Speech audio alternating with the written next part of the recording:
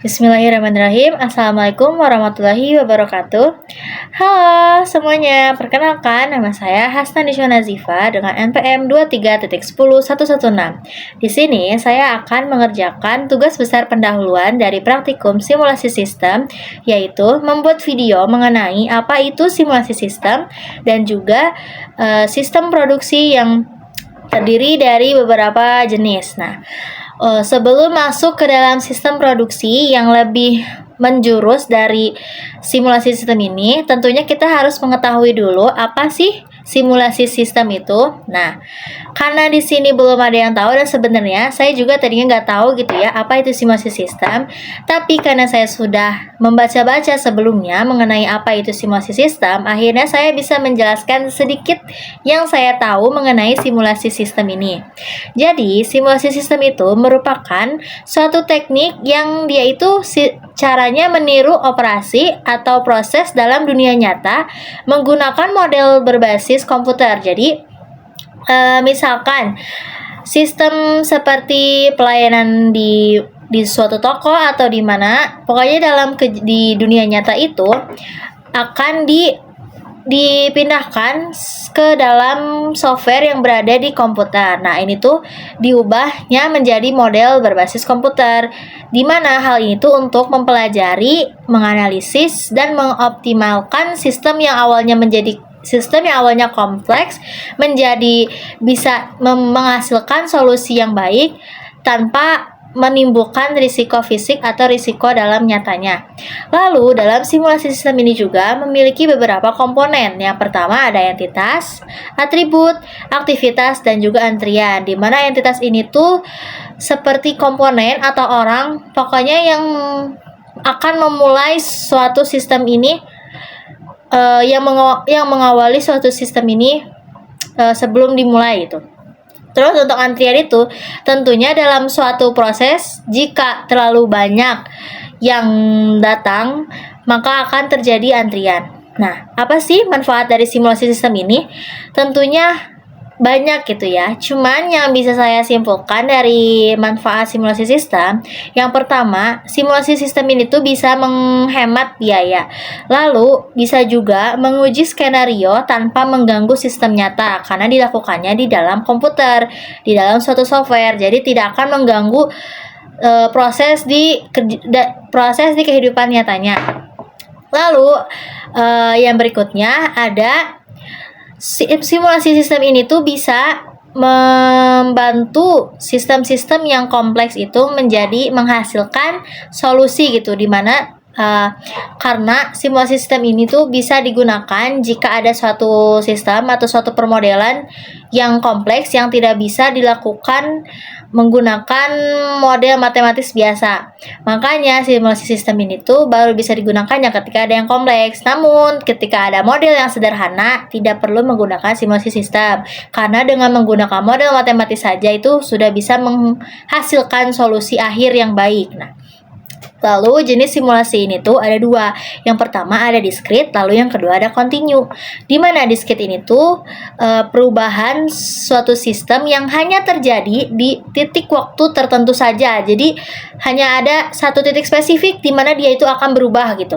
Nah, sedangkan yang continue dia itu setiap waktunya akan berubah-ubah lagi sistemnya. Jadi nggak hanya di satu titik saja, melainkan ada di beberapa waktu. Jadi tiap ganti waktu sistemnya itu akan berubah lagi. Oke, kita masuk ke yang berikutnya. Karena simulasi sistem sudah dijelaskan, lalu kita akan masuk ke sistem produksi, di mana sistem produksi ini dibagi menjadi dua jenis. Yang pertama ada sistem produksi flow shop, lalu yang kedua ada job shop.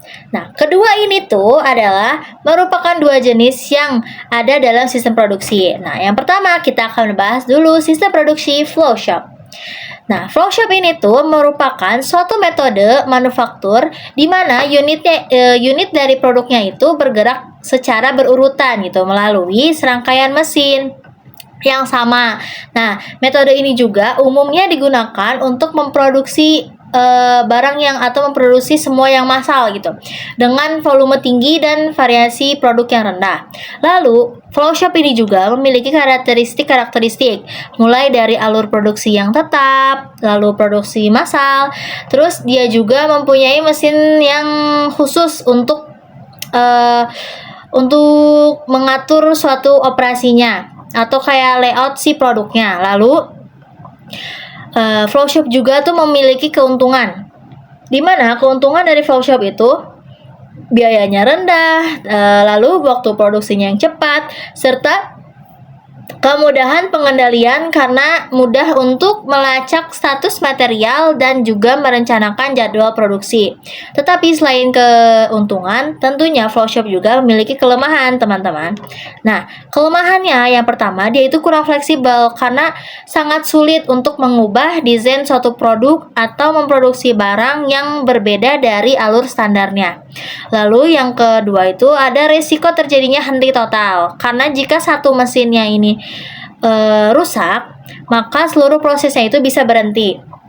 Lalu yang terakhir, investasi awal yang tinggi karena membutuhkan biaya yang besar untuk mesin-mesinnya khusus. Karena tadi kan flow shop itu menggunakan mesin khusus, jadi pada saat awalnya itu membutuhkan biaya yang sangat besar untuk membeli atau berinvestasi pada mesin-mesin khusus tersebut.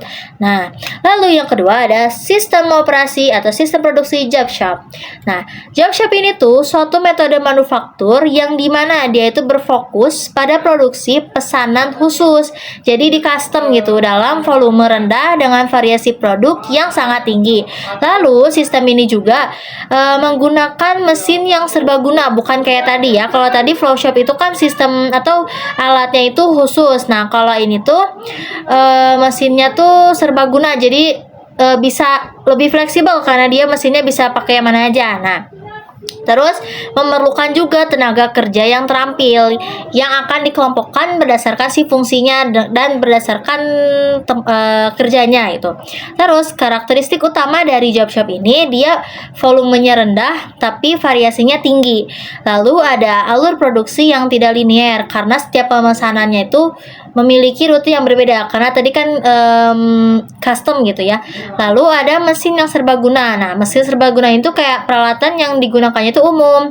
Jadi dia bisa disesuaikan untuk berbagai tugas gitu, bukan yang khusus untuk menyelesaikan satu produk saja, tapi dia bisa menyelesaikan beberapa tugas lainnya.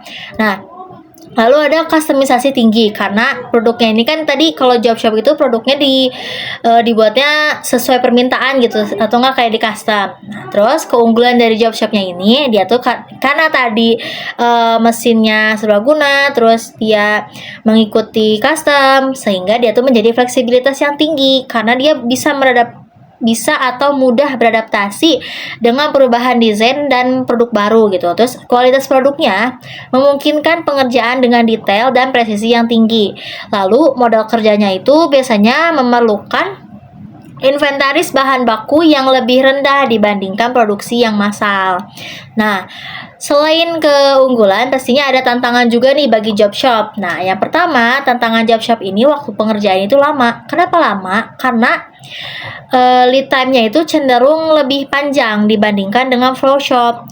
Lalu ada penjadwalan yang kompleks. Ini tuh mengatur urutan pekerjaannya itu biar gak bentrok tuh sangat rumit gitu. Nah, terus yang terakhir itu adalah biaya produksinya yang tinggi karena biaya per unit itu umumnya lebih tinggi dibandingkan dengan produksi massal. Jadi di antara flow shop dan job shop ini tuh tentunya memiliki keuntungan dan kelemahannya masing-masing.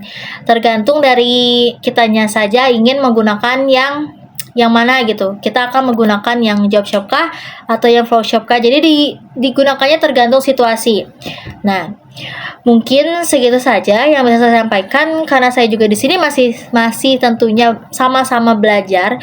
Jadi saya belum bisa menyampaikan hal-hal yang begitu detailnya. Saya baru bisa menyampaikan hal yang secara umum yang memang benar-benar belum menjurus ke hal simulasi sistem ini. Jadi mohon maaf jika ada kesalahan atau kekurangan dalam video saya kali ini. Terima kasih. Wassalamualaikum warahmatullahi wabarakatuh. Dadah.